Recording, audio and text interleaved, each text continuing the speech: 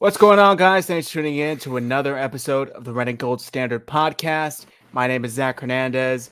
Today we got a full lineup here. We got my guy Matt, my guy Deon, Brandon, and Christian as well. Matt, I'm going to start off with you. Obviously, the 49ers won 27-7, but they suffered a huge loss in the process. And that, of course, is Trey Lance with an ankle injury. You're our resident medical professional. Break down this injury for us, what we know so far. I think the word on the street is a fracture dislocation. So he'll need to have surgery. He'll be out for the year. It doesn't sound like the bone broke the skin, which is great because it reduces infection risk. I know I saw one or two people going like, oh, man, what happens to him or Alex Smith happens to him? Alex's came through the skin, so he was in the dirt. There was already foreign bodies in there. This shouldn't be like that. He'll be taken care of. Infection risk is pretty minimum for this. He should be back in time for OTAs and things next year. It's just unfortunate because now he's going to be behind the 8 ball. If you watch the press conference, somebody asked the question that we were all wanting to ask: is that, hey man, like what happens now? Like, has there ever been a player that's gone essentially 3 years without playing football that comes back and it's just one extra year that he can't develop, and it's just really unfortunate and it sucks. And it's Seattle and we're all like, oh man, I can't believe we get to beat the Seattle Seahawks, and then in the back of your mind you're just like, yeah, but what's the cost? So it's a little bit of a bittersweet day, to say the least. Yeah, that really is unfortunate. I've heard from everyone here that Deon was going off while they were doing the live watching of this game. Deon, what's your take on this? Jimmy Garoppolo came in, I don't want to say led the 49ers to a win, but maybe didn't fumble the win. What's your initial take on this? Same thing as Matt, bittersweet. Not happy that Lance wound up getting injured. And the killer for me, honestly, is always going to be, if this is a season-ending injury as it's being reported, he is behind the 8 ball. That's 3 years of no football, along with the fact that if this was an injury that was only 4 to 6 weeks, would Kyle give the team back to Lance, depending on the record and whatnot? And that's where I don't trust it. I feel like the locker room has a lot of pull when it comes to him, and he probably would have just rolled with Jimmy the rest of the way any damn way. So for me, it sucks. I don't like it. This gives me RG3 flashbacks. And to be honest with you, Shanahan's didn't want RG3. The front office did. They were forced to draft him, which is why they went back in the 5th round and got Kirk Cousins. And I don't know. I don't know whether Kyle really wanted Lance, or why, when Lance was in the game, he didn't throw but a few passes, but Jimmy comes in and magically we have to throw the ball every 5 seconds. So I don't know, man. For me personally, I smell sabotage. Other people may not feel that way. I get it. Everybody has an opinion. That's mine. So I'm not going to say sabotage quite yet. I think that it's a case of Kyle Shanahan not trusting Trey as a passer. He's not developed enough as a passer, and he probably would have transitioned more to that run-heavy offense, or stayed with the run-heavy offense if he would have stayed in the game. I wish he would have let him kind of work through it, because he's not just magically going to develop as a passer without him passing more. The 49ers ended up, I think Jordan Elliott tweeted out like 189 yards rushing, 184 passing. So pretty balanced offense. Real quick, I'll let you go, Matt, but if you're watching on Twitter, head over to youtube.com/49ers. I've joined from there so you can comment and share your thoughts. Go ahead, Matt. So that's the thing, isn't it? Like, he had 3 passes and then he ran the ball 3 times. Last week he had 13 carries last week. This is one of those things where, how do you expect Trey Lance to get better at throwing the ball if you don't let him throw the ball? Right? I'm not going to say sabotage. I just think that it's way too early to say, like, you don't actively do that, right? If you're trying to win games and the team is going to know Kyle's sandbagging, like they're going to know, and you don't do that to a young kid. I know somebody,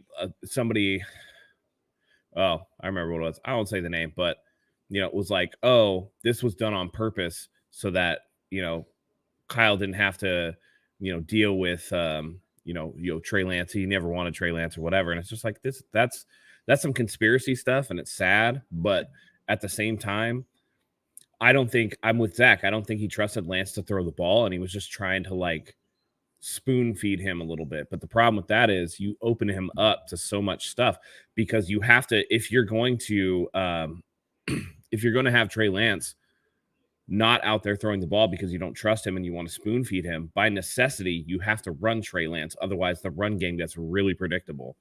And we've complained about that over and over and over and over again. So this was just kind of putting him in harm's way. I didn't like it. The press conference, he was really defensive. He talked about Buffalo runs this. Yeah, but Buffalo also runs way more passing plays. The percentage of times that Josh Allen throws the ball versus how much he runs the ball is a lot more than what Trey Lance had today, which was like essentially 50-50. I mean, I think they had 11 or 12 rushing plays to Lance's 3 throws.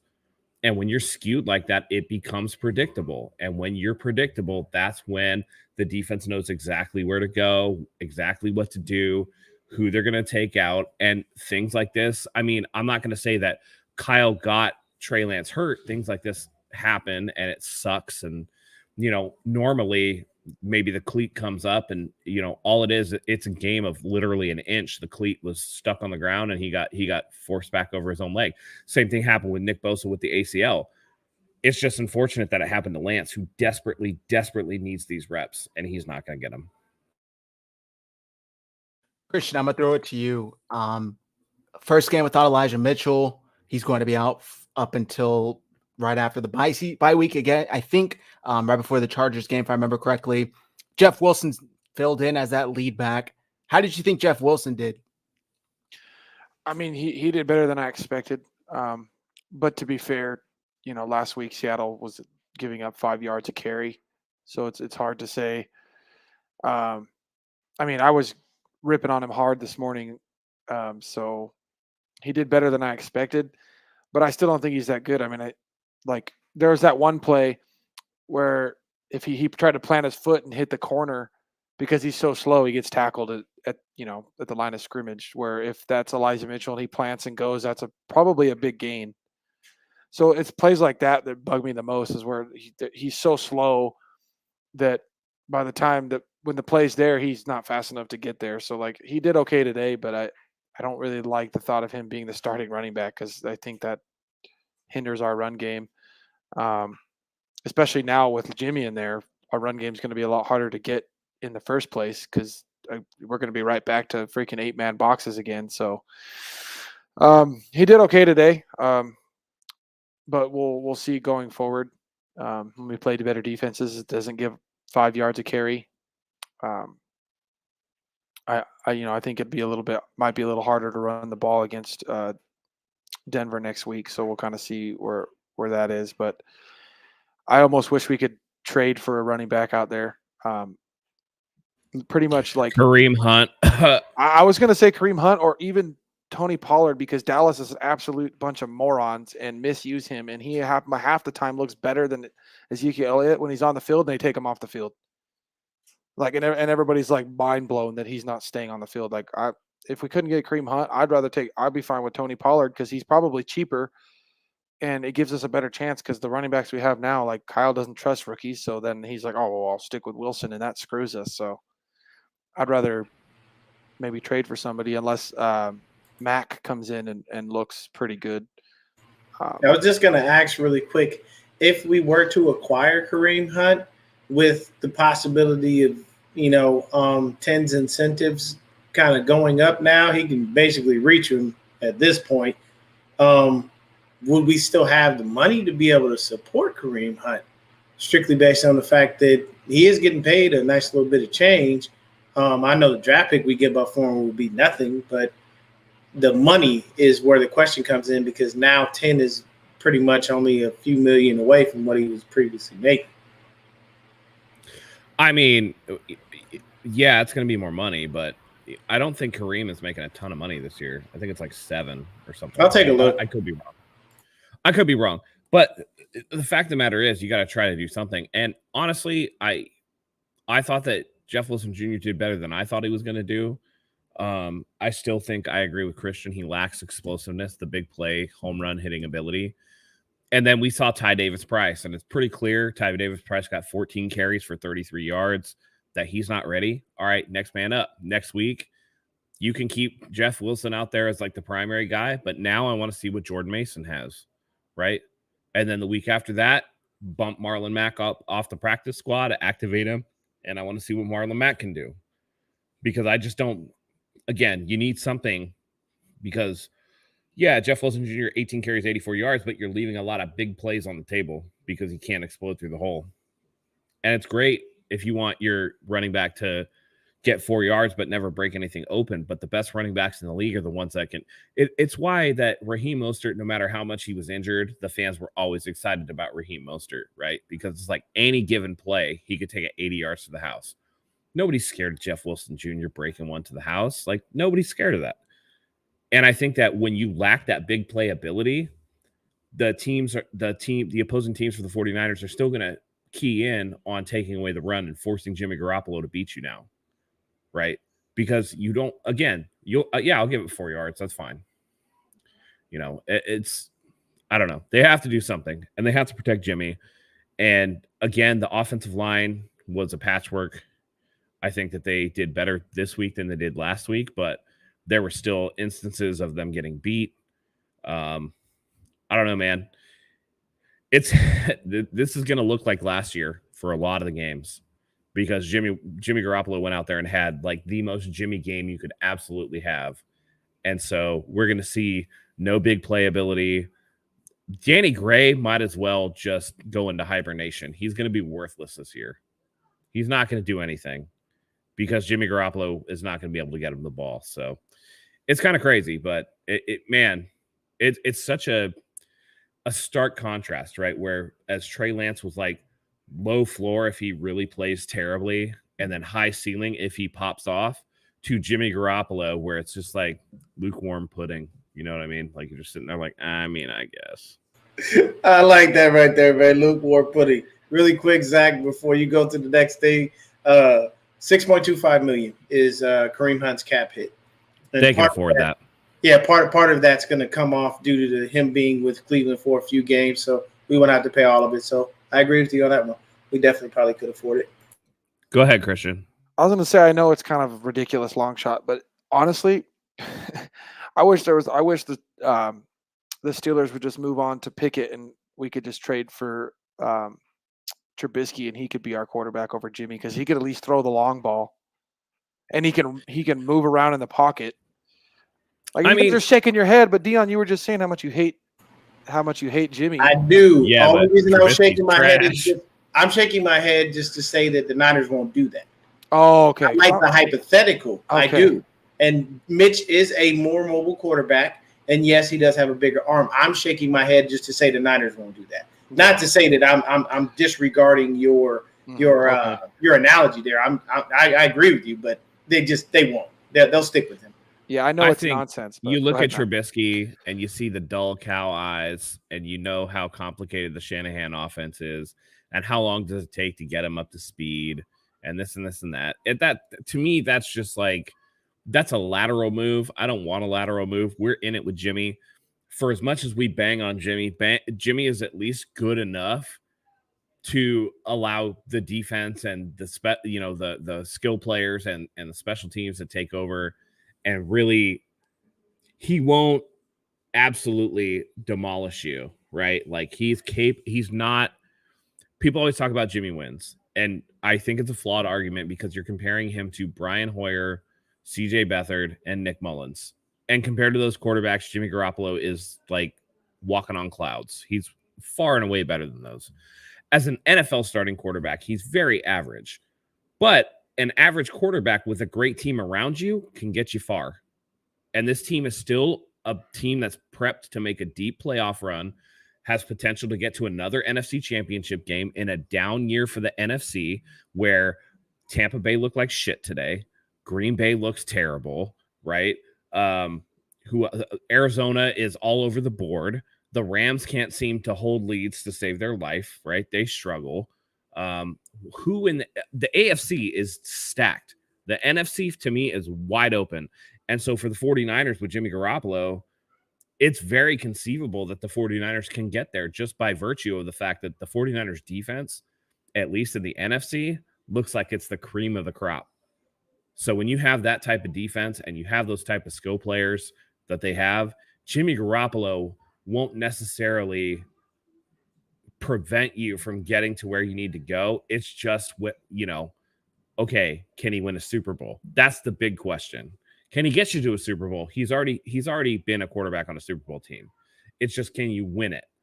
And that's going to be the huge question, because if they have to go against a Kansas City or a Buffalo, they're in a lot of trouble, So I'm going to pull up the stats here in a minute, but before I say that, I'm just going to throw this out here.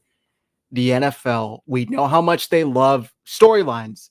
Imagine if the 49ers do make it to the Super Bowl and the storyline the whole time would be redemption for Jimmy Garoppolo, winning a Super Bowl, possibly auditioning for his next team. Then do the Niners keep him? I'm just throwing it out there. We know how the NFL loves that shit. Not like it would have any sort of impact on what would happen in the game, but I could totally see it happening. We did get 2 PIs today. Yeah, the times are changing. The times are changing for sure. All right, so here are the stats. Geno Smith finished 24 for 30, 197 yards, 1 interception. He was sacked twice and a rating of 80.2. Trey Lance, before leaving with his injury, 2 of 3 for 30 yards, 99.3 rating. Jimmy Garoppolo, after coming in, 13 for 21, 154 yards, 1 touchdown, 100. Is that rating. not the most Jimmy Garoppolo stat line you've ever fucking seen in your life? Yeah.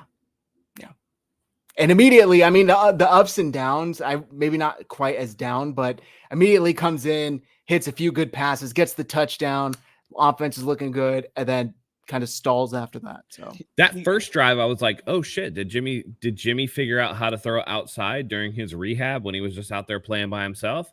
And then the second drive, I was like, oh no, it's still Jimmy. Never mind. Still Jimmy. He gave us 3 good passes, and it's like, oh wait, there's is this a different Jimmy after the surgery? And then you're like, wait, there's a hospital ball, there's an overthrow. Oh nope, same old Jimmy. Yeah, really unfortunate. And then as far as rushing, Jeff Wilson Jr. led the team in rushing, 84 yards on 18 carries, average 4.7. Deebo Samuel, 4 for 53, average 13. He had that long of 51 that I thought was gone to the house. I could hear Matt in my head talking about how he's slow and out of shape. Matt, is that what happened? 2 cheeseburgers less, and he would have housed that shit. Yeah, he doesn't have Deebo. You know what? He doesn't have breakaway speed. Well, no, but he ran like a 4.49 or whatever, 4.41 at the combine. I'll say this. I liken Deebo to Ray Rice. Ray Rice years ago said himself honestly and openly, if it's 40 to 60 yards, I'm taking it to the house. Anything over that, I'm most likely going to get caught. That's Deebo. If you got 40 to 60 yards, most likely he's taking it to the house. He has enough speed to get there. But if you got anything over that, he's going to get caught. He's just not that fast. And that's just the thing. Like, I'd love for him to be the home run hitter, but it's just not who he is. Yeah. By the way, I saw a comment in here earlier. I don't remember from who, but they were saying like the 49ers won. Why are you guys so down? I think it kind of goes without saying why we're upset. The franchise quarterback just suffered a season-ending injury. There you go. Faithful then, faithful now. We just won. Why do y'all look so down? We aren't. Here's the thing, and I'll address that.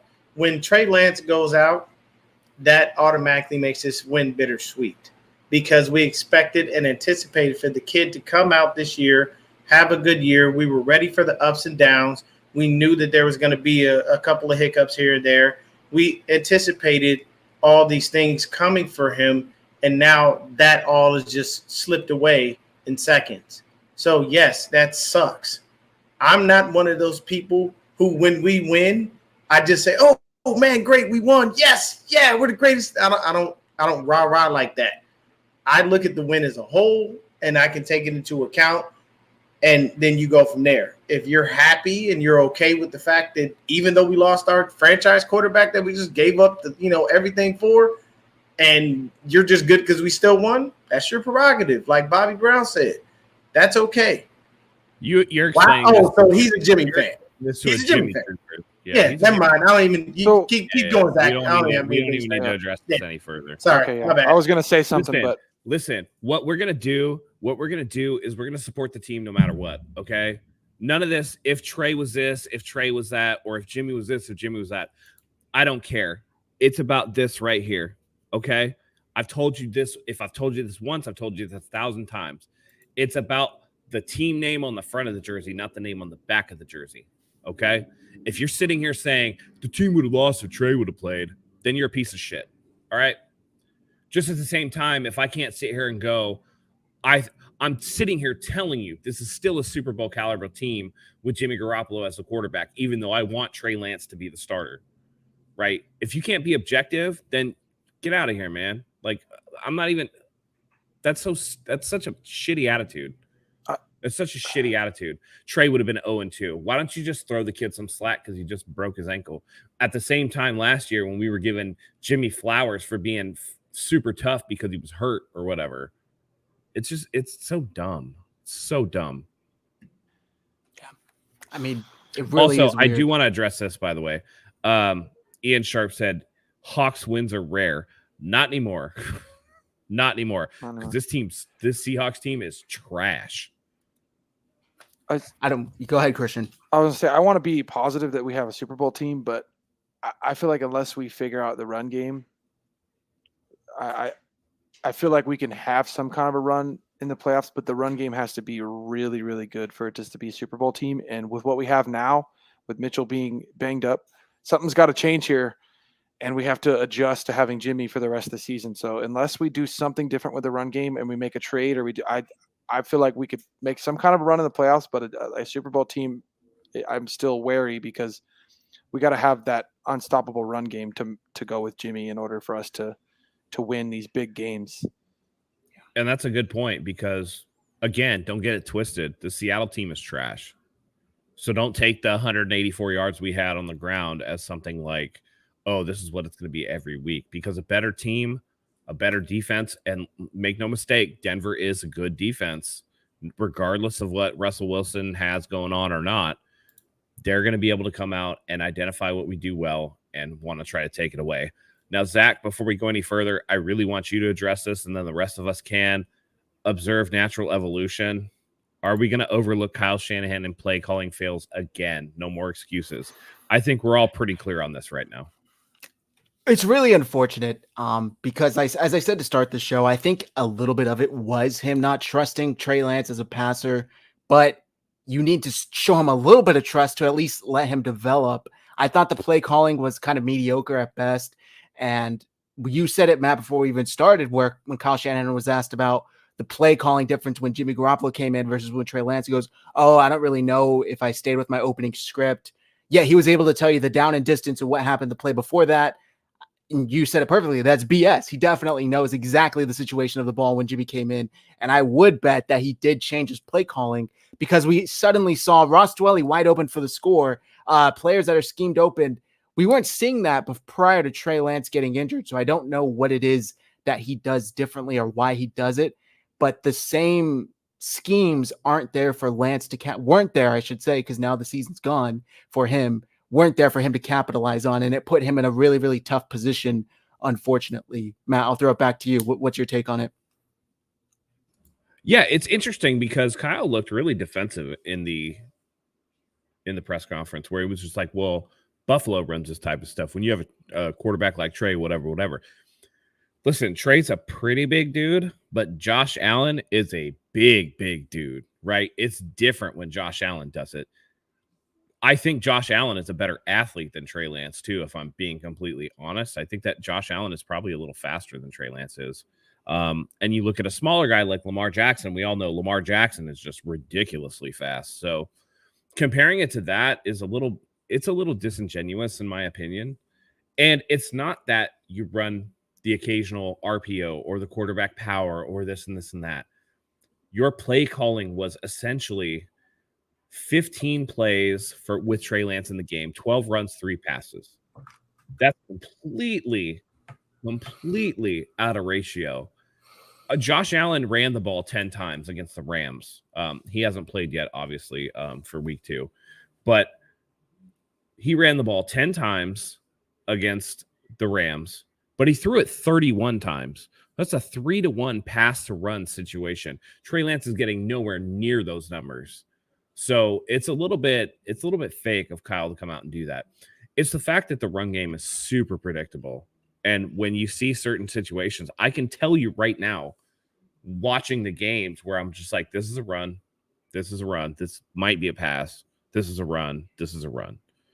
And so it's so dumb for Kyle to try to pull the wool over everybody's eyes and say, oh, this is what we do or whatever. And you can see it. I think RG3 on Twitter was coming out, and you can tell RG3 is just sick because RG3 knows. RG3 absolutely knows. And it's no surprise that Trey Lance gets hurt when it seems like Shanahan teams just fall apart. And that goes back to Mike. It goes to Kyle. How many running back injuries have we had? It's just when Trey Lance is used as a fullback more than Kyle Juszczyk is used as a fullback. And that's preposterous. So to me, I think that Kyle Shanahan definitely deserves a lot of the blame. Not for calling one quarterback power, but because you're calling so many running plays and you're making your offense predictable and you're supposed to be this genius play caller. And yet when you bring Jimmy Garoppolo in, who you know what his limits are or whatever, you see more dynamic passing offense. Let Trey go out there. He's going to make mistakes. Yes. He's going to throw picks. Yes. It's not going to be pretty. It's not going to be something that's 100%. Oh, Trey Lance can go in there and do every single thing that Jimmy Garoppolo can do, because Jimmy Garoppolo is better between the numbers, I would say, than Trey Lance.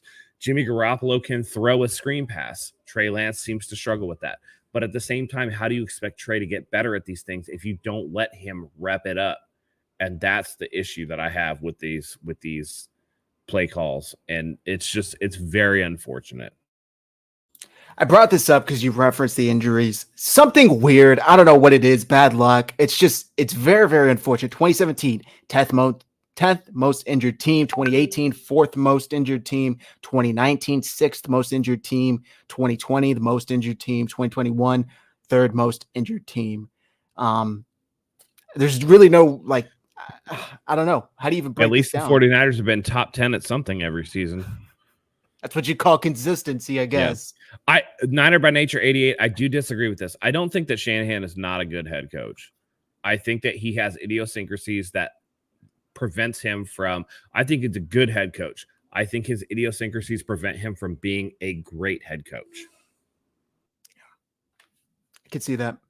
He gets in his way a lot, unfortunately. Brandon, you are now here and with us in the show. Obviously, sucks what happened to Trey Lance. It really, really is heartbreaking. What do you expect of Jimmy Garoppolo moving forward? More of the same, or are we going to see any difference? Oh, I mean, as soon as he came in, we saw the same Jimmy Garoppolo that we did last year. The hospital balls, he got sacked once, right? And then on top of that too, he threw a low ball to Ayuk, which I don't know who the hell he's throwing to, right? He had another throw that he made with 2 people covering. I think it was Brandon Ayuk again, right? So I mean, it's the same shit over and over again. And look at the second half. We really didn't do much in the second half. So I mean, these Jimmy stands are gonna start talking their ish, but I'm like, dude, Jimmy Garoppolo is basically proving our point, what we've been saying all offseason. So I think anybody if Jimmy stands are talking shit, they're awful. You should be about the team, and you can support both quarterbacks, right? You can be supportive of a little bit supportive of Jimmy and understand there ain't shit we can do about Trey now. He's out for the season. Now we just got to rally behind Jimmy Garoppolo. It is what it is. You can't get too pressed about what could have been or whatever. The people that are like, see, I told you, man, you're a bad person, man. You shouldn't be celebrating this in any way, shape, or form. Yeah. I mean, it really is. It's an injury. What can you do about it? The only thing we can do as fans is support the team moving forward. The incentives and Jimmy Garoppolo's contract are definitely going to come into play now moving forward. We'll see what the 49ers will do after that, after this year is up. looking forward, though, they face the Denver Broncos next week on Sunday night. And I think a lot of us thought this was going to be their most serious matchup of the first quarter of the season. Denver hasn't looked so hot to start the year. Deon, I'm going to throw it to you. I don't know what the final score was with Houston, but they were going at it pretty closely, and Russell Wilson did not look good. I see here now they did win 16-9. Are the 49ers going to have a big matchup battle on their hands next week against Denver, or should it not be that feared? Honestly, with the way Russell Wilson's been playing these first two games, I don't think you should be that scared. Like, I really feel like this is another situation where we can come out and bully an offensive line that's new to the quarterback as well as new in a small sense, and we should be okay. I honestly don't feel like, at the beginning of the season, I felt like Rush might have meshed with them a little faster and the continuity would have been built a little bit better. But, I mean, hey, his first game didn't look so great. This next game, he didn't look good at all. Like, when you look at Russell Wilson and you take a look at his stats right now, man, like, it's all bad. Russell Wilson was 14-31 for 219 yards, 1 TD, 1 interception, and 3 sacks. Russell Wilson? Like, I'm sorry, man. Like, this is not giving me any trepidation by any stretch of the imagination. I'm fine. Like, I feel like, honestly, we could go out and if the defense does what they did, technically speaking, we had 3 picks. Technically speaking, we pitched a shutout. The score was off of a blocked field goal. That had nothing to do with the defense pitched a shutout for sure. Yeah, the defense pitched a complete shutout. So as far as that goes, I'm sorry. Russ is in trouble. He's the one who should honestly be scared because with the way our defense played, like I said, we have 2 picks. Technically, we had 3. You know what I'm saying? We had a couple sacks. We had pressure consistently. Like, I'm not worried at all. I feel like our defense is doing great things outside of the fact that I hate the zone scheme and us playing 50 yards off of receivers, but it is what it is. I saw this and it kills me because I feel like and there's no disrespect to you, man. I feel like you're a casual fan. You look at your phone. If you see a win, you're happy. You look at your phone. If you see a loss, you're like, oh, we lost. When you lose your franchise quarterback in a game, that hurts. That sucks. That makes the win bittersweet. So you don't automatically go on a podcast and be like, man, we won. Did you see? Yeah, right. You don't do that. A person who looks at the game from a broad spectrum will know and understand why we feel the way we feel. But someone who just looks at their phone and sees a W wouldn't understand that because they don't look at the game that deep. They're just like, hey, a win is a win. Don't care who got it, how they got it. We won. That's all that matters. And if that's how you feel, by all means, that's your thing. Do it. But you can't come in here and tell us that we wrong because we're hurt that we lost our franchise quarterback, and also we're looking at the game from a broader spectrum than you. And that's the point. The people that are saying, oh, this is hate. Why y'all sad? Whatever. You guys are people that can't see past one day.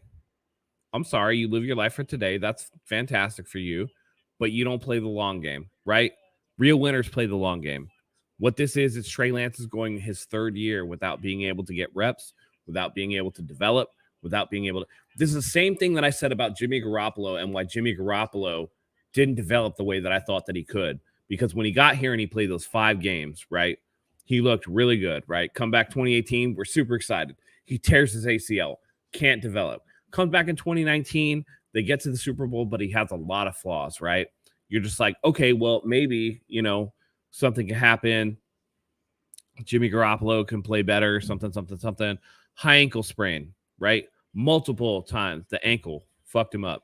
Didn't get to develop. 2021, they get the NFC Championship game, but he's got the same flaws in 2021 that he had in 2019. He didn't get to develop. This is what we're talking about with Trey Lance. Jimmy Garoppolo has a no-trade clause, a no-tag clause. He's going to be gone after this year because another team's going to be quarterback needy, and Jimmy Garoppolo is not going to have a shoulder surgery. He's going to be free and clear to go wherever he wants to go, and he's going to leave the Niners hanging in the breeze because he's not going to come back because Trey Lance is still under contract for another 3 years after this if they pick up his 5th-year option. So Trey Lance is it. Whether you believe it or not, that's what it is. So it's not that we're not happy about a win. We're starting on Trey Lance because that's the most pertinent thing towards the 49ers long term. Okay. Today was a win over a very bad Seattle team. If you're stoked on Seattle like we just won the Super Bowl, you're a moron. I'm sorry. See, there's the door. See your fucking way out. Okay. This is about the 49ers and the future. This is, again, the front of the jersey, not the back. Jimmy Garoppolo is still a placeholder, and we can get very far with Jimmy Garoppolo, okay? Jimmy Garoppolo can get us to where we need to go, this and this and this. It's fine. I remember y'all's Colin Kaepernick hate as well post the Super Bowl loss. Y'all are funny. I don't think 49ers hype was a thing after the Colin Kaepernick thing, so... Yeah, I don't even know what you're talking about here, bro. Yeah, Like, listen, drugs are bad. Go to rehab. And can I just say also, Trey has proven that he's not a franchise quarterback. What can you prove in 3 games and a quarter? Bro, are you like, okay, is this a burner account for Colin Cowherd? Really? That's what it feels like. Hold on. I don't understand how you continually it just tells me that you, like the other guy, you're a Jimmy fan, and that's okay. If that's who you like, that's your prerogative. But you can't sit up here and continue to keep saying that we're haters because we're not. You feel like we're not happy about the win. Yeah, we beat Seattle. You know how hard it is to beat Seattle over the years that Kyle has been here? We have a really bad record against them. So, yes, we're happy for the win. But don't be mad at us for being somber that we lost our franchise quarterback. And if you're happy about that, then that tells us a lot about you. Right. That means that you are okay with that. And that's don't get it twisted. We don't want nobody to get injured, period. Exactly. And don't get it twisted. This is not the same Seattle team that we beat in 2019 to win the division. This is not that Seattle team. All right. Y'all living in the past. And you said individually you all had hate. For who? For Colin Kaepernick? I never hated Colin Kaepernick as a person. I've advocated time and time again that he should have a chance in this league.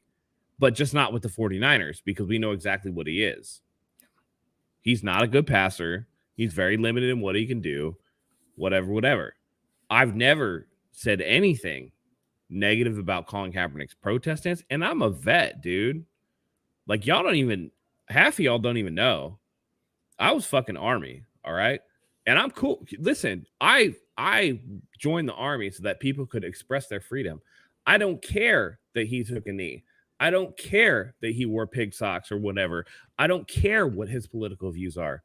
What I care about is how the 49ers do on the football field. So for you to come in here, never having been here before because I don't recognize your name and I know our regulars, and for you to say we're immature, we're rookies, we don't know what we're talking about, we're name calling, we're this, we're that. No, you're a goddamn troll. All right? You're coming in here, you're stirring up shit because you feel like you can stir up shit. Fine. You want to do that? That's cool, man. You do you. But that's not what we do here. We try to maintain a positive attitude. We try to maintain what we think is the best. He said that's not what I said back then. I wasn't even on YouTube back when Colin Kaepernick. I did not even know. What are you talking about? The only person I knew here was Brandon. That's because I've known him from high school. I didn't even know any of these people. 49ers hype didn't exist. None of this happened. So I'm not sure if you're thinking of someone else or what. Yeah, there must be someone else because I don't know who was upset. I know I wasn't even doing YouTube when Colin Kaepernick was in the Super Bowl. That's what I'm saying. I don't know where. I mean, I don't know, bro. You might have people mixed up. Maybe you see faces and you think you saw somebody else. But hey, at the end of the day, man, see your way out if you keep feeling the way you feel, bro. Because right, we ain't about to sit up here and continue to entertain you. We got better things to talk about. Right, you don't have to watch. My point is that we can be. We're still talking about Trey Lance right now. We're gonna get to the rest of the game. Don't you worry.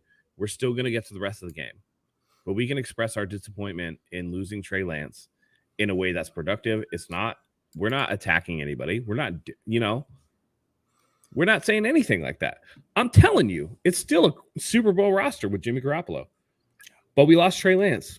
We're not happy about that. There's implications with that for the 49ers future. I feel for that guy. He said, listen, dude, you can have an opinion. That's what Deon literally just told you. Right. We just told you that. You're being a troll. All right. Yeah, at this point, we're gonna come if on, you're bro. not our policy is if you're not contributing to the show, you get the ban hammer. And Mjolnir's about to fly down from Asgard and ban your ass. Love that one. We don't He said tolerate Mjolnir's liars coming either. down. I like that one. That should be a quote right there. You know what's crazy though is one of the things he said. Like a lot of the media is actually saying like Trey hasn't proven anything in 3 games. I'm like, dude, look at some of these quarterbacks. It took them how many years to after Josh Allen's first season, his rookie season, did he prove anything? Did anybody think he would be freaking torching offenses with his arm when he looked completely inaccurate and couldn't throw an accurate ball to save his life? And now he's throwing ropes to his receivers, but he had 3 years to get playing time and get better. Like, how the hell is a kid who's 21 years old supposed to prove anything in three starts? Right. I want to play this real quick. We're done with Trey Lance. It's unfortunate. I hope he gets back. We'll talk about this in the future because it's really going to be something that we're going to have to deal with for the rest of the season. But let's play this Deebo clip and then we'll move on to the stuff that we actually did like about the game. Yeah, exactly. At first, I really didn't know what happened. I just seen Trey on the ground, hoping he can get up. But I mean, just seeing all the work Trey put in from last year to this year, kind of broke my heart. Pray for him. He's a great guy. That's what makes him so special.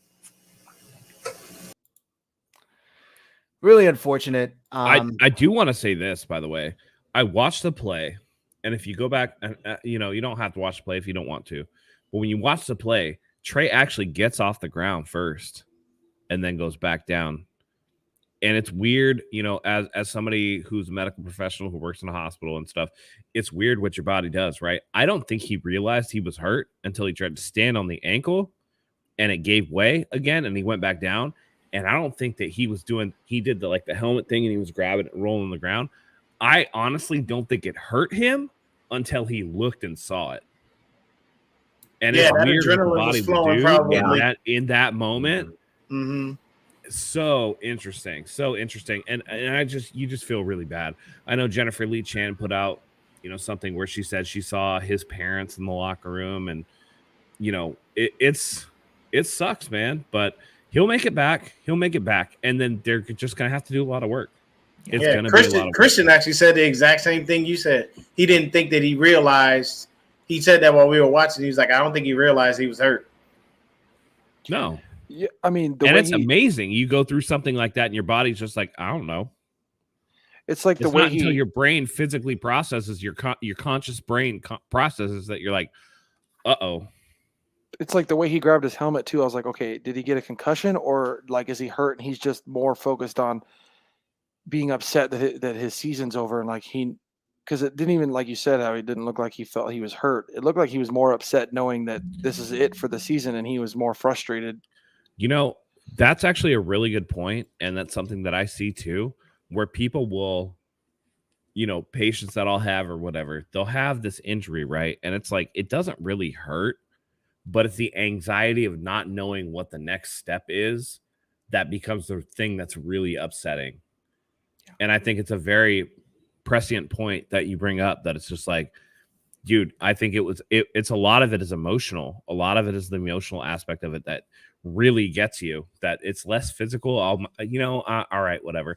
He probably felt something, right? He was probably like, oh, that sucked or whatever, and tried to stand on it. And he's like, oh shit. And then he goes, oh no, I'm out. Okay, I'm done. And that realization is something that really just lets everything in. It's very unfortunate. So prayers up to Trey Lance. Hopefully he can recover. Was it so how did it happen? Defender just fell back on his ankle, or I think his cleat got stuck and he got bowled over. And so the way that ankles work, right? Let's just say, and this is a terrible visualization, so bear with me, okay? So this is a foot, right? You have the outer toe area, and then you have the big toe area, right? And so when you roll your ankle like this to the outer toe area, there's a lot more give. I think what happened is his foot got stuck and it rolled towards the big toe area, and then his body folded over, and that caused a fracture dislocation, which, Okay. Yeah. So the news immediately after the game was, Hey, that's a bad luck name, dog. We'll ban you just for the name. I mean, I'm going to put you in a timeout just because he has played for the 49ers. So that makes you a liar. We don't like liars. Dre Greenlaw signed was it a 2-year extension? 2-year extension. We don't have the numbers, I don't think. No, not yet. But Rappaport, right after the game, standout 49ers linebacker Dre Greenlaw have reached an agreement on a 2-year contract extension immediately following the 7-tackle game. Does this surprise any of you guys? No? Kind of. I mean, after week 2, it's a little weird, but a lot of people are like, and I know Zach, you're of the opinion that, this must mean that Azeez Al-Shaair is on the outs. I want to see what the numbers are because I'm willing to bet that this 2-year contract is probably like 18.5 or something like that. That it's not going to prevent the 49ers from bringing back Al-Shaair. Stu, our boy in the chat, was just like, so the 49ers are going to pay 3 off-ball linebackers? And I'm like, really, at the end of the day, if you bring back Al-Shaair and you bring back Greenlaw, the only one really getting paid was Fred Warner. So I would expect this to be under 10 mil. That's something that you're going to be able to afford going forward. Don't forget that the new TV money is going to hit soon. There's new money coming in. The salary cap's going to jump back up post-COVID. There's going to be a lot more room. So I think that you can bring back, and again, why wouldn't you bring back both of them? They rotate. They do a great job. When you look at the 49ers, one of the things that everybody says is, wow, that's a strong linebacker room. Why? Warner, Greenlaw, Al-Shaair, right? It doesn't have to be, and I think this is something that the fans do where they're like, oh, it's Al-Shaair or it's Greenlaw, when we should look at it as it's Greenlaw and Al-Shaair, right? You can have them both. They're both going to do things. So this is kind of cool. I can't remember who it was. It might have been you, Deon, where he's just like, damn, you just signed that shit after the game. It's just like, yeah, man, it was it was like random. Like, yo, he had a pretty good game. And it's like, well, shit, put me in, coach. I want to go in and have a great game and get a 2-year extension randomly. But I wouldn't say that I was shocked. I think it's a good thing. Hey, you get your money. And I agree with Matt wholeheartedly. It's probably going to be easy to bring back Al-Shaair. I like him, but he's not going to cost Fred Warner money. And with all that bread coming in, there's no reason we can't keep this linebacker room together.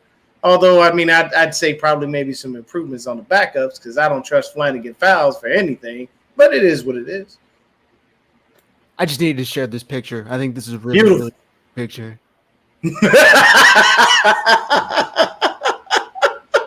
That's pretty sweet. That's pretty dope. Whoever did that, good job. Also, that's pretty sweet. Here's a first from David Lombardi. Jimmy Garoppolo stopped to sign autographs to the crowd following his post-game presser. He's never seen a 49ers player do that until today. You know what? Honestly, yeah, but at the same time, again, what is the age-old adage in the NFL? Backup quarterback is the coolest position in the game where you don't got to worry about shit. You don't got to do shit. Let's see if this happens in week 10, week 11, week 12, right? Like, he's not going to do this all. Have we ever seen this before from Jimmy Garoppolo? No. By the way, Jimmy Garoppolo today, just for playing in more than 25% of the plays and getting the win, made $350 large. He's just happy. $350,000. So why? If I made $350,000 a day, I'm gonna sign autographs too. He was on such a high. He's like, fuck it, sign away. Hey, look, man, if I made $350,000 for what, 30 minutes of my life, shit. I will say this. I'll be out there. And I will say this. And Deon, you can plug your ears if you want because this might hurt you. But I say today was the most Jimmy Garoppolo type day I've ever seen or whatever, right? But the fact that he was able to do it with no OTAs, no working with the team, the fact that he didn't even get a playbook until they restructured his contract, and the fact that he was coming off of a shoulder injury and he looked like Jimmy Garoppolo that we saw last year, that's a testament to the way that he prepped and he rehabbed and then he came out and he was ready to go. So I got to tip my hat to Jimmy Garoppolo for being a professional, for being a team player, for being a guy that was willing to accept this type of a role and was able to answer the call when it came. So I might not think that Jimmy Garoppolo is a good enough quarterback to carry the 49ers to a Super Bowl, but I can appreciate the man as a professional, and I can appreciate the way that he worked to get back and step up when he was asked to. And that's why that he has had that captain badge for a couple years. So props to Jimmy Garoppolo for that. I'll say this. Observe natural evolution. I don't know. It may or may not be the case. And I can tell you this. It's real easy to not forget plays for a guy you literally just called him for last year. Like, it ain't hard to go back to the old well and just dig it up and say, hey, Jimmy, remember this? Yeah, run it. It's not hard. It really isn't. So, Matt, I will partially – I'll do about that much for Jimmy. While we're tipping hats. I can't do the whole thing. While we're tipping hats, I'm going to tip my hat. Then I'll let you go, Christian, to the front office. They got a lot of shit, and rightfully so, to be honest with you, for bringing back Jimmy. But, and I think Matt said it to start the show. If not, it was definitely said in the chat. The 49ers just lost their starting quarterback, and the expectations for the seasons didn't change one bit. If anything, they might have improved. And I'm only saying that because the floor isn't as low as it could have been with Trey Lance while he's growing into a quarterback. We know what Jimmy Garoppolo is. We're not having to wait and let him develop and let him work through his struggles. We know what Jimmy Garoppolo is. So credit to the front office for still sticking with Jimmy Garoppolo. I should say for bringing him back and having the foresight that, hey, if he goes down, that could cost us our season. And they've dealt with that before when Jimmy did go down in the past. Christian, I'm going to toss it to you. What I wanted to just say is what bums me out a lot too is I'm kind of really feeling for Brandon Ayuk because I think this is going to be his breakout year. And I don't know if that happens now with Jimmy. Like Jimmy can make things happen here and there, but Ayuk isn't that number one receiver with Jimmy where he is with a number one receiver with Lance. And we were seeing it with Lance too already, how much of a rapport they were having, how good Ayuk looked with him. I think this hurts Ayuk more than anything. I think it really sucks because I think he was primed to become one of the top receivers in the league, and I don't know if that still happens with Jimmy Garoppolo. I came in late on this comment, but I actually thought Ayuk looked really good with Jimmy, and I thought he looked much more dynamic than he did last year. There were a couple of grabs that he made where he was just like, oh, shit, Ayuk is a dude. Yeah. Right? Like, to me, much more of a reliable route runner, a reliable guy that's going to get open over the middle than even Debo is. So I think that Danny Gray is really the one that's going to suffer from this the most. Yeah. I think that Brandon Ayuk is going to be cool because you can just see how much talent he has. He just jumps off. It's like a real athlete. Well, the one thing I don't understand in the red zone with Ayuk, though, that's not in the playbook is I still am waiting to see the fade. I mean, the guy is tall and has the longest arms, some of the longest arms I've ever seen on a receiver, and we still haven't used it. Like the one where in the where we kicked the first field goal, I freaking went off when we were doing the stream because like Lance, gets rushed and he throws it, to Wilson when we end up kicking the field goal. But why not just let Lance throw the fade and let Ayuk go get it? He had enough time because when you throw the fade like that, it's 1-2, you throw it. He had enough time. Why is that not in the fucking playbook? Why are you not utilizing your receivers like top skill sets? Like it's like Kyle has all these great players and he never uses their full potential. I don't fucking get it. I literally went fucking off today on that first drive where we could have scored a touchdown because of that bullshit. Like, so I just want to say, I know you said Ayuk is tall. He's technically not tall. Zach, you're taller than Brandon Ayuk. Christian, you're taller than Brandon Ayuk. Okay. He was 5'11" and 63 100ths of an inch. Okay. So he's under 6 feet tall. Okay. I just got long arms. It kind of twists you up. I understand them not running fade routes, but there are routes that you could run with Ayuk that he would definitely be able to do, like a dig route on the goal line, fair. Right? Like run him like he's going to run a slant and then pivot him outside. And I'm telling you, 9 times out of 10, he's going to burn dudes on that. Yeah, I just don't think like we utilize any of our skill sets in the red zone in general. Like Kyle just looks like, I don't know what Kyle is a very bad red zone play caller. I will say that right now. We saw that today. Red zone play calls. Honestly, I think we're going to realize how important Mike McDaniel was to this offense, because his offense looked pretty damn good today and a lot more dynamic calling than what Kyle's did. And I'm like, he might have been a lot more important to this offense than we thought he was. I'm gonna hold my breath and wait and see. Let's see what Jimmy has with a full week. Let's see what Kyle does with Jimmy with a full week going into next week, knowing he's the starter. I think a lot of these game plans were tailored to really, really easy stuff for Trey Lance to develop as a passer. Now that he's not going to have to, with all due respect, dumb it down a little bit, and no disrespect to Lance, that's just kind of the offense. I think we'll hopefully see more shots. And I'm not as out on Brandon Ayuk. I think the back end of the season with Jimmy Garoppolo, we saw him really, really develop into a good receiver, and his stats showed it. I think on the back end of the year, he had like 600 receiving yards over the last 8 games, if I remember correctly. So I'm not completely out on him. Gray, maybe a little more, but Brandon Ayuk, I think he's definitely more of the complete receiver. And Deebo Samuel's value just fucking skyrocketed, baby, because dime Jimmy is back. And I mean dime by 10 yards and under. That's what he's throwing. So Yeah. But one thing Jimmy had some ugly ass Jimmy throws today too. Yes.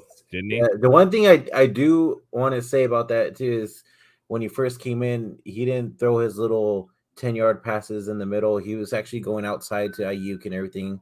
So I thought that was kind of interesting as well. Yeah. Good observation. Also, yeah, David Villa says, I was happy how they took advantage of the defensive backs to get the pass interference calls. Good job. The 49ers actually got PIs called. Yeah. What's going on? I said that on the underthrow to Ayuk. I was like, just how they drew it up with Jimmy's cannon. An underthrown. I swear to you, when we were watching, that was the first thing I did. I was like, you know what? He purposely underthrew that pass, or he just wasn't going to get it there in the first place. And it was easy for Ayuk to come back, create the contact, and get the call. I saw it. I saw his face. He put everything he had into that shit. I feel like when you think like Danny Gray's going to go into obscurity, but I almost think like him and Jimmy got to work on something. And even if it's just one, like Kyle's got to try to throw it in there in each game at least once, because we have to try to do something about these stack boxes. And even if Jimmy's not going to complete it, we have to at least try. Hey, and from what Christy was telling me, Danny Gray ripped Jimmy Garoppolo a brand new one on them sidelines for being open and him not throwing the ball. But I'm sorry, Danny, you're gonna have to. That's real. It may not be, but I can tell you this: if a rook yells at a 9-year vet like that, he ain't gonna be well liked in that locker room. They're gonna. I can tell you this: at the end of the day, Danny, if you're listening, you'll never see the ball beyond 20 yards. Sorry. Just your season is unfortunately lost just as Trey Lance's is. Because he don't throw deep. So no matter how many times you open, if you don't believe me, go ask Brandon Ayuk. I watched him throw 2-year-old temper tantrums on the field when he was standing wide open and Jimmy wouldn't throw it. Danny Gray, unlike Emmanuel Sanders, if it's a Super Bowl and Jimmy throws that ball up, I think Danny Gray has the speed to catch it. Oh, he does. He definitely does. All right, and I want to give WPS a little props. He asked a real question. Legit question. How often has the 49ers used inside power run, which was how Lance was injured? They never ran quarterback power with Jimmy Garoppolo. No. I mean, he ran it on the goal line today, but that's like goal line shit, right? Yeah, they don't run that's that 1 regularly. yard. They were running that for Trey Lance in the middle of the field, and that's the problem that we have with Kyle Shanahan's play calling is that he ran that kind of stuff. So, thank you for asking a legit question. If this is how you're going to be, you're more than welcome here. The other inflammatory shit, we're not about. So I know, Matt, you're more mad about the play call, but it's still what bugs me about that play is Lance did misread that play. If he hands that to McLeod, it's a fucking touchdown. McLeod had all that room, and he makes one little inexperience, one little freaking move. But that's the problem, touchdown. Though. But that's the problem, though. It's inexperience. Exactly, right? I agree. The problem is that Lance doesn't know better, but Kyle Shanahan should. Mm-hmm. Yeah, exactly. And that's the issue. The issue for me is that you got to let Trey Lance make his mistakes, but you got to do it in a way. Listen, the best quarterbacks, and you can talk about Josh Allen, you can talk about this. Trey Lance is not enough of an athlete to be able to get outside like some of the other quarterbacks do and some of these faster defensive ends or whatever. You have to look, and I'm not comparing Trey Lance to Aaron Rodgers in this sort of way, just in the fact that you got to look at Trey Lance as you look at like Patrick Mahomes or Aaron Rodgers. You don't run quarterback power for those quarterbacks. They're not good enough athletes. What you do is you rely on their escapability in pass rush situations so that when you're throwing a pass play, you have stuff up the middle because your offense is not predictable and the defense is like, oh, they're going to pass it. And then the middle's wide open because there's no receivers there. And maybe you get 6 yards instead of no yards because your quarterback has an escapability to step up in the pocket.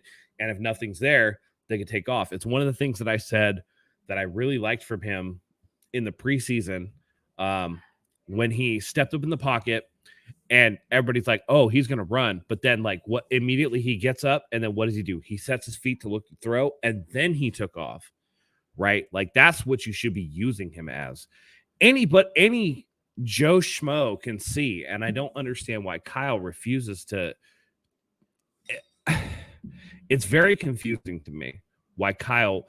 I feel like Andy Reid would be a better coach for Trey Lance than Kyle Shanahan is. And that's not to hate on Kyle Shanahan, but I think that Kyle Shanahan is very much his father's son, and he's like, run the ball at all costs. Run the ball to set up the pass rather than read the situation and know this is my personnel. This is what we got to get better at.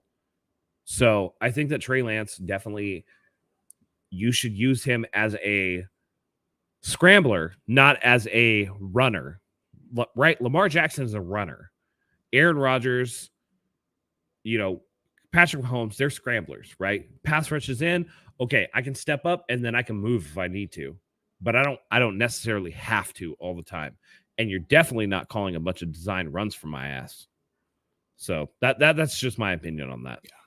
I want to share what Richard Sherman said about the situation, and then we're going to thank today's sponsor. Richard Sherman said there are a lot of coaches right now frowning that they will face Jimmy G. Facing a rookie who is learning the position has its challenges, but Jimmy knows this offense and can run it efficiently and effectively. I hope 49ers fans can come together and support both quarterbacks. And I think that's pretty well said. I don't find that completely true, though, because other coaches are like, oh, well, I guess we're stacking the box, make Jimmy beat us with his arm. They're going to do the same shit they did last year. So how scared are they? They were stacking the box with Lance as it was. So I guess that's true. But right. Yeah. Really atrocious. There's not a lot of fear of Lance because Kyle didn't let Lance throw the ball. Yeah. Right. True. Like Lance had 13 carries last week. He had 3 carries this week. They didn't let him throw until the game was out of reach. It was in the rain and they had to make it up. Yeah. Right. Lance was going to be, in Kyle Shanahan's mind, Lance was going to be a 16 carry guy and then, 40 runs a game. Yeah. And that's not how Lance is going to improve and become a full-fledged quarterback. Did you see like one of our shows, like before the first game, I had said I wouldn't be surprised if Kyle almost is running some kind of wishbone offense with Lance, and that's what he expects to do for this season. And that's kind of what he was trying to do, and it ended up being an injury. So I wish I was not right. We're going to do the ad read. Let's thank today's sponsor, which is, of course, MyBookie. The Sunday night game is just starting right now. So if you guys haven't placed your bets, I think it's too late. But we got 2 games tomorrow night to place your bets on. Head over to MyBookie.AG. The 49ers finally got their winning season kicked off. I know at a big cost, but they still won. I put a bet on today that I think Vegas had a little bit of inside knowledge on Trey Lance's injury. Completely joking, but I bet Trey Lance would have 2 or more touchdowns, and that would have paid out like $700 if that won 2 total touchdowns, Unfortunately, he got injured pretty early on. But MyBookie.ag, promo code HIVE, you guys can take advantage of the double deposit bonus. You deposit $25, that becomes $50. You deposit $50, that becomes $100. You know the deal. It's super simple. All you do is go to MyBookie.ag. Once you sign up using our promo code HIVE, get your first deposit matched. You can click on the game that you want to bet on, scroll down, see which props you like, take the odds you like, and place a bet and start winning money. It's that simple, guys. Shout out to MyBookie. Thanks for sponsoring today's show. You can bet and win money super easily, anytime, anywhere with MyBookie. All right, guys. Let's wrap up with some positives. Wait. I got to address this. Let's address this. Let's smoke this fool. Yes, You're not please. a 49er fan if Please. you're rooting for us to lose, and I feel a bunch of you clowns are doing that now. Did any of us ever say that we wish the 49ers lose? No? Okay, No. you're stupid. Shut up. It's Done. just All it's right. just ridiculous. I don't know how people could say that. I don't None know. of us had I- ever. I rooted- can't again, take how many anyone times do I seriously have that to says say that. it's about the front of the jersey and not the back. Right? It could be both things. You could be sad that Trey Lance got hurt. You could be upset that Kyle Shanahan was calling plays, but also at the same time, you could be like, again, as I said before, with Jimmy Garoppolo, this is a Super Bowl roster. Nuance is so lost on some of you, and I feel really bad for you. I feel really bad for you. All right, let's wrap it up with some positives. For me, I'm gonna go first. Hufanga kind of looks like the real deal. Hufanga kind of looks like the real deal. Am I Dude, right? he was sick. No, Again, there's no he was kind of sick. about it. Hufanga is that's the man right there.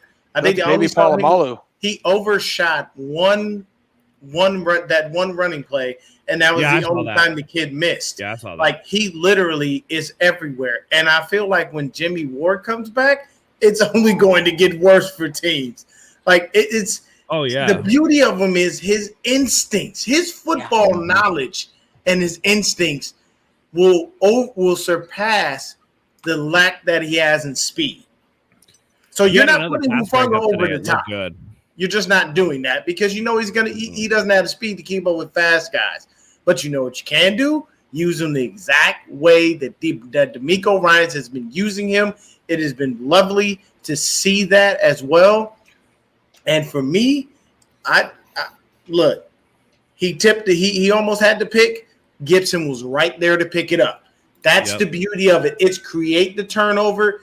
Do exactly what it is. Oh, I guess he was talking about somebody in the chat thinking something else. I'm not sure. All right, cool. I mean, hey, you caught some strays today. It's all love. It's all love. Hey, Bosa. Oh my God, bro. Dude, Bosa hey, He was very close to Bosa's Matt's so three sacks and a forced fumble. But did they count it as 1.5? Because think Jackson so. was Yeah. there let on me that take a one. look. They counted did, as yeah, 1.5. because Jackson was in on it. But I mean, hey, the beauty is that shows you that speed that Jackson has. Because you see how he over pursued like crazy, but he still picked up and came back to help with the sack. I'm sorry, man. Hufanga right now is my favorite player on defense. I like Bosa. I like all of the other guys.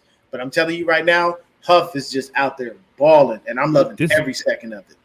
This defense is nice. This defense is really nice. Like top 3 defense.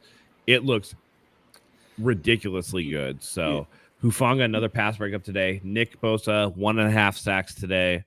I mean, they were just all over the place. The penalties were limited. I think we had 1 penalty on the day. That was absolutely fantastic. A bounce back performance. Like, I mean, if this defense plays like this for the rest of the season, again, Super Bowl team. I'm telling you, Super Bowl team in a wide open NFC.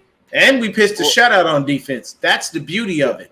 Yeah. They did not score. So when people look at the game, don't be a casual fan and just look and go, oh, we gave up 7 points. No, we didn't. That was a block punt, block field goal. So there's nothing the defense could really do about that when they're sitting on the sidelines, and it's not their job to be able to be out there. So we pitched bad blocking, but it's not a Richard Hightower special team, so I'll take it. Dude, Facts. that speed rush by Drake Jackson today too. My God, dude, he got in the backfield so fast. He was going so fast. He overran Geno Smith a little bit and helped get half a sack with Bosa. But I was like, God damn, how fast he got in the backfield was insane. Brandon, I'm gonna throw it to you. The white free. Before I do, this I think just further proves my theory that Pete Carroll sold his soul a second time to beat the Denver Broncos last week in Russell Wilson's return, because this team looked like a completely fucking different team. And either that or Denver Broncos are a complete fraud. They're not them. They're not who anybody thought they were. And the Niners, to put it shortly, are him. The Niners are them. Because this team, Geno Smith looked efficient. He looked good last week. He got the job done. Was he elite? No, but he did enough to make some plays to get the win. This week, he looked like regular old Geno Smith that got washed out of New York, wherever the fuck he got drafted to. Brandon, what's the positive you took away from this win?